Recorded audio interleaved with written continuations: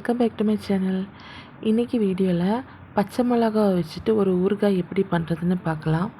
அதுக்கு நான் கொஞ்சமாக பச்சை மிளகாய் எடுத்து காம்பை கட் பண்ணிக்கிட்டு நல்லா க்ளீன் பண்ணி எடுத்து வச்சுருக்கோம். அதுக்கு ஒரு பச்சை மிளகாயை நான் 3 to 4 பீசஸாக கட் பண்ணி வச்சுருக்கோம். இப்போது ஊறுகாய்க்கு தேவையான இஞ்சி பூண்டு எல்லாம் க்ளீன் பண்ணி சின்ன சின்னதாக கட் பண்ணி வச்சுருக்கோம். இப்போது நெக்ஸ்ட்டு ஒரு கடாயில் எண்ணெய் ஆட் பண்ணிவிட்டு அதுக்கு எண்ணெய் நல்லா சுடனதுக்கப்புறம் கடுகு போட்டு கருவேப்பிலை போட்டதுக்கப்புறம் சின்ன சின்னதாக கட் பண்ணி வச்சுக்கிற பூண்டும் இஞ்சியும் ஆட் பண்ணியிருக்கோம். பூண்டு இஞ்சி நல்லா வதங்கினதுக்கப்புறம் நான் கட் பண்ணி வச்சுருக்கிற பச்சை மிளகாய் போட்டு கொஞ்சம் மிக்ஸ் பண்ணி விட்டுக்கிட்டு கொஞ்சம் நேரம் லைட்டாக வேகிறதுக்காக மூடி வச்சுருந்தோம். இப்போ இந்த அளவுக்கு பச்சை மிளகாய் வெந்ததுக்கப்புறம் இப்போ தேவையான அளவுக்கு உப்பு போட்டுக்கலாம். உப்பு போட்டுக்கிட்டு நல்லா மிக்ஸ் பண்ணி விட்டுக்கலாம். இப்போது நெக்ஸ்ட்டு இது கூடயே கொஞ்சமாக மஞ்சத்தூள் ஆட் பண்ணியிருக்கோம். அதுக்கப்புறம் வத்தல் தூள் ஆட் பண்ணியிருக்கோம். நெக்ஸ்ட்டு இது கூடயே வெந்தயத்தூள் ஆட் பண்ணியிருக்கோம்.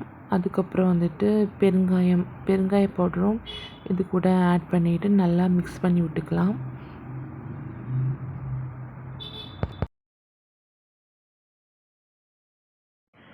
இப்போ இந்த தூளெல்லாம் ஆட் பண்ணதுக்கப்புறம் நான் ஒரு கொஞ்சமாக புளி கரைச்சி வச்சுருந்தோம்.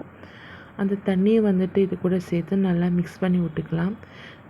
புளி சேர்த்ததுக்கப்புறம் ஒரு 5 to 2 மினிட்ஸ் கொஞ்சம் நேரம் மூடி வச்சு நல்லா குக் பண்ணி எடுத்துக்கலாம். இப்போது இந்த காரம் கொஞ்சம் பேலன்ஸ் பண்ணுறதுக்காக நான் ஒரு 1.5 டேபிள் ஸ்பூன் நாட்டு சர்க்கரை ஆட் பண்ணியிருக்கோம். இப்போ நாட்டு சர்க்கரை போட்டு நல்லா மிக்ஸ் பண்ணி விட்டதுக்கப்புறம் ஸ்டவ்வை ஆஃப் பண்ணிக்கலாம். இந்த ஊறுகாய் நம்ம நாட்டு சர்க்கரை சேர்த்துருக்கோம். அதுக்கப்புறம் புளி சேர்த்ததுனால ரொம்ப காரமாலாம் இருக்காது. இது தயிர் சாதத்து கூட சாப்பிட்றதுக்கு இந்த ஊறுகாய் நல்லா டேஸ்ட்டாக அல்டிமேட்டாக இருக்கும். நீங்கள் கண்டிப்பாக வீட்டில் ட்ரை பண்ணி பாருங்கள். இந்த வீடியோ பிடிச்சிருந்தால் லைக் பண்ணுங்கள். தேங்க்ஸ் ஃபார் வாட்சிங்.